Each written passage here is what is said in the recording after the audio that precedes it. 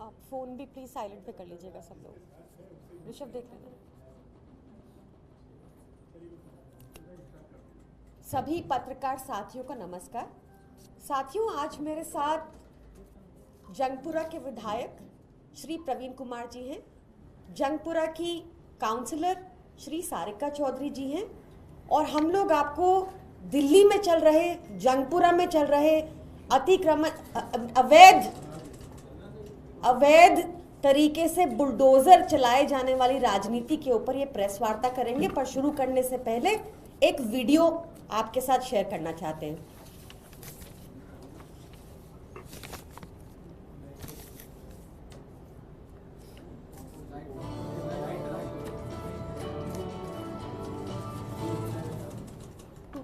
जब से दिल्ली के विषय में सुनता एक बार बार हर चुनाव में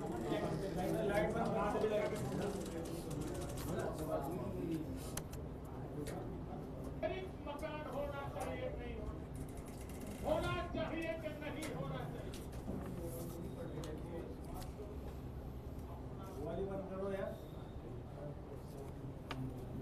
मुझे ताकत से बताओ भाइयों, होना चाहिए कि नहीं होना चाहिए? जहां झोपड़ी वहां मकान होना चाहिए कि नहीं होना चाहिए? गरीब को भी सम्मान से जीने का हक होना चाहिए कि नहीं होना चाहिए? हमने ठान ली, जहां झुग्गी है, झोपड़ी है, गरीब है, उनको अपना पक्का मकान देना है। और मकान भी वो जिसमें पानी हो, मकान वो जिसमें बिजली हो, मकान वो जिसमें शौचालय हो, मकान वो जहां नजदीक में उसकी रोजी रोटी चलती रहती है। ऐसा नहीं कि यहां से झोपड़ी हटाई और उसको यमुना पार कहीं फेंक दो, नहीं। जहां झोपड़ी होगी, जहां झोपड़ी होगी वहीं पर ऊंची इमारतें बना करके उसको पक्का मकान देने का मैंने निर्णय किया। 2022 में जब भारत की आजादी के 75 साल होंगे, आजादी के दीवानों को, जिन सपनों को लेकर के फांसी के तख्त पर चढ़ गए थे, जिन सपनों को लेकर के जवानी जेल में खपा दी थी, महात्मा गांधी के नेतृत्व में आजादी की जंग चली थी, उन सभी आजादी के दीवानों को जब आजादी के 75 साल हो तो इस बात का संतोष हो कि मेरे आजाद हिंदुस्तान में अब गरीब से गरीब व्यक्ति भी अपने खुद के घर में रहने लगा है। ये काम मुझे करना है। तो साथियों, ये जो आपने वीडियो देखा प्रधानमंत्री मोदी का, ये चुनाव से पहले का था। और चुनाव खत्म होते ही क्या कर रही है भाजपा दिल्ली में? जंगपुरा में मद्रासी कैंप है, बारापुल्ला ब्रिज के बगल में। वहां पर वो जो कैंप है वो डूसिप के अंडर आता है, और उसको बिना रिहैबिलिटेशन के वहां की झुग्गियों को नहीं तोड़ा जा सकता। पर भाजपा क्या कर रही है? जो उन्होंने राम की नगरी अयोध्या में किया, बुलडोजर चला रही है। जो उन्होंने बाबा भोलेनाथ की नगरी काशी में किया, बुलडोजर चला रही है। भाजपा एक एक झुग्गी को चुनकर उस पर बुलडोजर चला रही है, क्योंकि गरीब विरोधी है भाजपा। उनका मकसद खत्म हो चुका, चुनाव खत्म हो चुके, अब उनको बुलडोजर चलाना है। ये आज की बात नहीं है। आपको ध्यान होगा कि 6 अगस्त को प्रवीण कुमार जी ने एक और प्रेस वार्ता करके आपको बताया था कि जंगपुरा बारापुल्ला ब्रिज के ऊपर जो रेड़ी पटरी वाले 40-50 साल से अपना रेड़ी पटरी लगाते थे, लाइसेंस लेकर लगाते थे, अवैध रूप से नहीं लगाते थे, लाइसेंस लेकर लगाते थे। पीएम निधि के अंडर उन्होंने लोन ले रखा था। पहले 6 अगस्त को उनको वहां से हटवाया, और अब आज वो पूरा प्रयास कर रहे हैं कि वहां से इन गरीब लोगों की, जो 50-60 साल से वहां रह रहे हैं, बिना किसी सूचना के आम आदमी पार्टी को बदनाम करके वहां पर बुलडोजर चलाने की तैयारी में है। पर आम आदमी पार्टी ऐसा होने नहीं देगी। चाहे कोर्ट हो, चाहे सड़क हो, आम आदमी पार्टी हमेशा इन गरीब लोगों के साथ खड़ी रहेगी, इनके हक के लिए आवाज उठाती रहेगी। एक तरफ तो आप देखते हैं कि भाजपा अवैध तरीके से गरीबों का घर उजाड़ने में लगी रहती है, गरीबों का रोजगार छीनने में लगी रहती है, पर क्यों नहीं कभी आपने देखा कि किसी अमीर अरबपति खरबपति के यहां भाजपा के बुलडोजर ने रुख किया हो? क्यों गरीबों से प्रॉब्लम है भाजपा को? क्या इसलिए कि जैसे धारावी में, मुंबई में उन्होंने सारी झुग्गी खाली करा के अपने पूंजीपति मित्र अडानी को सारी लैंड दे दी, क्या ऐसा ही उनका प्लान दिल्ली में भी है? कब हमें दिखेगा कि गरीब के हक में भाजपा खड़ी होगी? कभी नहीं। आपको इस विषय में और विस्तार से स्थानीय विधायक बताएंगे, वहां की टेक्निकलिटी जो इस लैंड को लेकर है उसके बारे में आपको इंफॉर्मेशन देंगे। प्रवीण भाई, आप बताइए। सभी साथियों को बहुत बहुत नमस्कार। बारापुला मद्रासी कैंप पिछले 50-60 सालों से बारापुला ब्रिज के पास बसा हुआ है और दिल्ली में एक रिहेबिलिटेशन पॉलिसी है कि कोई भी जेजे क्लस्टर अगर ड्यूसिप में रजिस्टर है, Delhi urban shelter improvement board जो एक डिपार्टमेंट है जो रेडी पटरी जो झुग्गी बस्ती में सर्विसेज देने का काम करता है, उसने एक पॉलिसी बनाई 2015 में, जिसके तहत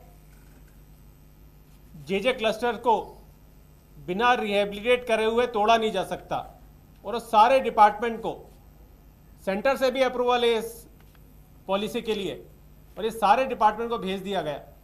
इसी पॉलिसी के तहत रिहेबिलिटेशन पॉलिसी 2015 के तहत ये जेजे क्लस्टर 219 नंबर पर, ये आपके वेबसाइट में मिल जाएगा, ड्यूसिप की वेबसाइट की लिस्ट है इसमें।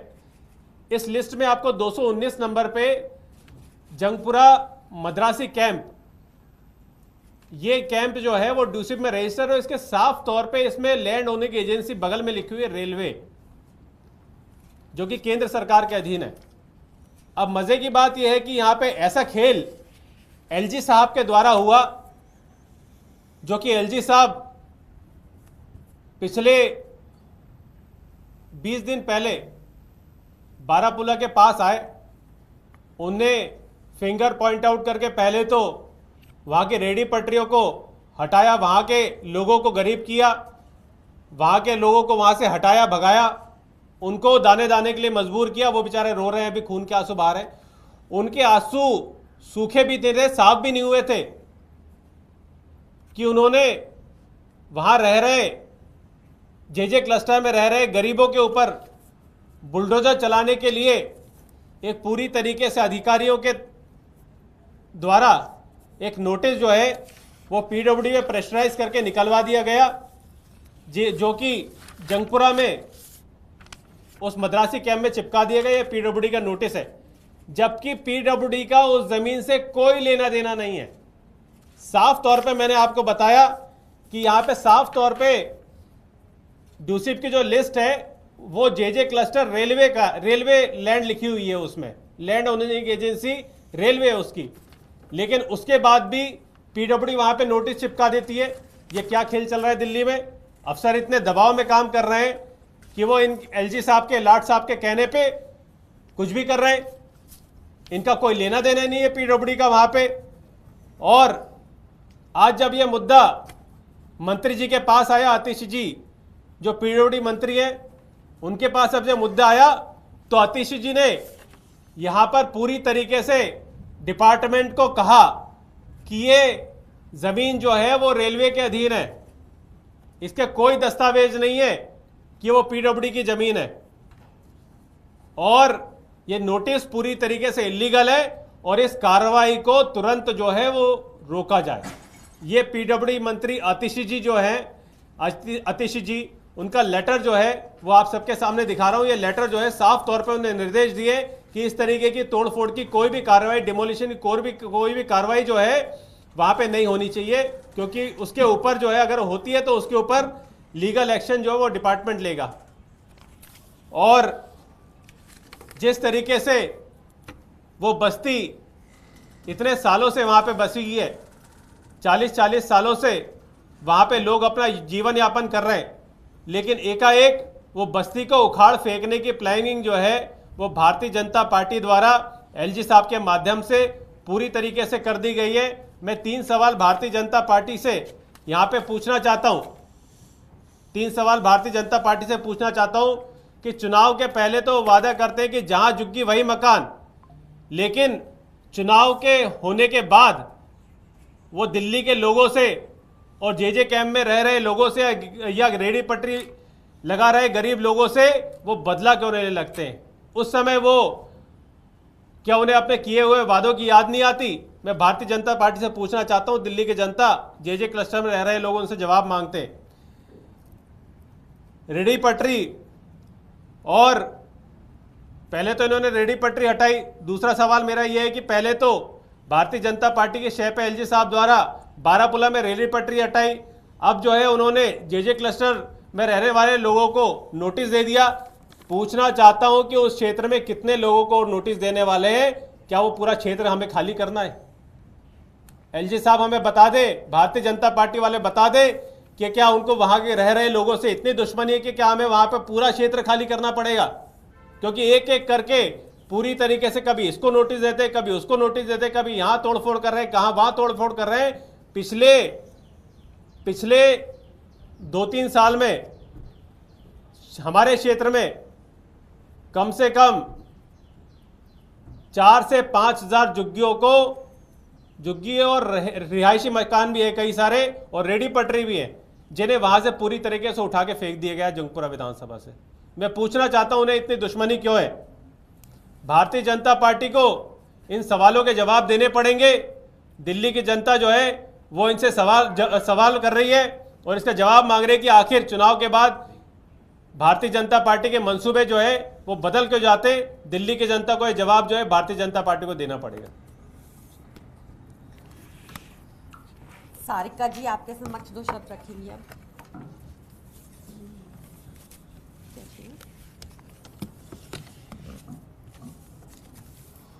अब बहुत ही दुखद खबर है ये, और ये मेरे वार्ड में ज़्यादातर बहुत ज़्यादा एलजी साहब ने आतंक मचा रखा है। जब मैं काउंसलर को चुनाव जीती तो मैंने बीजेपी को बुरी तरीके से हराया, और ये बीजेपी वाले इस चीज़ को बर्दाश्त नहीं कर पाए कि मैंने उनके कैंडिडेट को हरा दिया, और उसी का बदला वो लगातार लेते चले जा रहे हैं। इससे पहले जब G20 हुआ, प्रगति मैदान के सामने झुग्गियाँ थी और वो झुग्गी टूटने वाली थी। हमने बहुत रिक्वेस्ट की, हम कई जगह गए, मैं प्रवीण भाई ने भी काफ़ी कोशिश की कि वो झुग्गियाँ रुक जाएं, लेकिन इनका कहना था कि जी वहाँ पे VIP लोग आएंगे तो झुग्गियाँ देखेंगे तो देश की बदनामी होगी। हमने कहा कि जी आपके VIP आएंगे, इनको नहीं दे पाएंगे, आप एक काम करिए, टीन लगवा दीजिए पूरे एरिया में, ताकि आपके VIP लोग इनको नहीं देख पाएंगे, पीछे से गेट बनवा दीजिए। लेकिन एलजी साहब ने एक बात नहीं सुनी, और सुबह के 4 बजे बुलडोजर चला दिया गया बिना नोटिस दिए, बिना उनको ये बोले कि आप अपने घर खाली करिए। लाइट तक नहीं कटी थी, वहां पे आग तक लग गई सुबह के 4 बजे, और उनको वहां पे तहस नहस करके उनको खत्म करवा दिया। कोई उनको रेजिडेंस नहीं दिया गया, ना ही कोई उनको सुविधाएं दी गई। बेचारे दर दर के ठोकरें खाते रहे। मेरे ही क्षेत्र में, मेरे ही वार्ड में एक बेला स्टेट पड़ता है जो कि जमुना के किनारे में है, जो कि 70-80 साल से वो वहाँ पर रह रहे थे, खेती किसानी कर रहे थे। लेकिन एलजी साहब ने ऑर्डर कर दिया जी इस बेला स्टेट को पूरा खत्म कर दिया जाए। आज पूरा बेला स्टेट को खत्म कर दिया है, वो लोग भी दर दर की ठोकरें खा रहे हैं। ये हालत हो रही है, बेचारे सड़कों में भीख मांगने को तैयार हैं, क्योंकि उनके पास में ना रहने के लिए कुछ है, ना ही जो खेती जमीन से उनके दो पैसे आते थे वो भी सारा खत्म हो गया। 3 दिसंबर का महीना चल रहा था, मेरे क्षेत्र में एक सुंदर नर्सरी, आपने सुना होगा जब आप सुंदर नगर से आगे जाते हैं, DPS के बगल में एक झुग्गी थी सुंदर नर्सरी, जहां पे 850 मकान से ज़्यादा थे और 5000 से ज़्यादा लोग वहां पे रहते थे। उनको इन्होंने पूरा का पूरा तोड़वा दिया। हमने बहुत प्रेशर किया, हम कोर्ट में गए कि ताकि हम इन झुग्गियों को हम बचा सके। जहां पर 4 बिल्डोजर लगने थे वहां पे 12 बिल्डोजर लगवा करके 2 दिन के अंदर झुग्गी को खत्म कर दिया गया। और डीएम को ये ऑर्डर दिए गए, डीएम एसडीएम को, ना तो आप इनको खाने को देगो, ना इनको रहने को दिया जाएगा, और ये जहां जाएंगे वहां जाएं। तो जब अधिकारियों से पूछा हमारे वहां के लोगों ने कि हम कहाँ जाए, तो इन लोगों को कहना ये था कि जहां से यूपी बिहार से जहां से आए वो वहीं पर वापस चले जाओ। जो कि 70 80 साल से वो लोग रह रहे थे, कोई भी उनको सुविधा नहीं दी। आज वो भी दर दर की ठोकरें खा रहे हैं। आज जो मद्रासी कैंप जो कि मेरे एरिया में आता है, मद्रासी कैंप में भी पीडब्ल्यूडी के थ्रू इन्होंने नोटिस दे दिया, जबकि वो लैंड पीडब्ल्यूडी की नहीं है, वो लैंड रेलवे की है। रेलवे की तरफ से नोटिस नहीं दिया गया, पीडब्ल्यूडी की तरफ से दिया गया और फोर्सफुली उनको नोटिस दिलाया गया है। जिसमें आतिशी जी ने, जो हमारी दिल्ली के मंत्री हैं, उन्होंने एक लेटर लिखा है और उसमें कहा है कि अगर पीडब्ल्यूडी के किसी भी अधिकारी ने झुग्गी में आके तोड़ फोड़ की या कोई भी नोटिस किया या वहां पर कोई भी आपने एक्शन किया तो आपके खिलाफ में सख्त एक्शन किया जाएगा। आज माननीय मनीष सिसोदिया जी हमारे क्षेत्र में गए थे, सुबह वो खुद मिलके आए झुग्गी वालों से और आश्वासन देके आए हैं कि हम झुग्गी को कुछ नहीं होने देंगे। हम और हमारी पूरी सरकार, माननीय केजरीवाल जी हमेशा झुग्गी बचाने का काम करते हैं। और मैं एक सबसे ताज्जुब की बात बताना चाहूंगी, जब लोकसभा चुनाव चल रहा था, लोकसभा चुनाव में हम सारे लोग इलेक्शन में लगे हुए थे और हमारे पीछे, क्योंकि हम पूरा दिल्ली देख रहे थे, और हमारे पीछे हमारे एक हमारा एरिया पड़ता निजामुद्दीन बस्ती, जो 100 सालों से अधिक का बसा हुआ है, जहां पे लोग 70 100 साल से 1.5 साल से लोग वहां पे रह रहे हैं। और बस्ती को स्पेशल टारगेट बनाया गया और वहां के लोगों को स्पेशल टारगेट बनाया गया, वहां की सारी दुकानों को सील किया गया, वहां के मकानों को तोड़ा गया। हर मकान के हर रोज 2 3 4 मकान तोड़े जा रहे थे।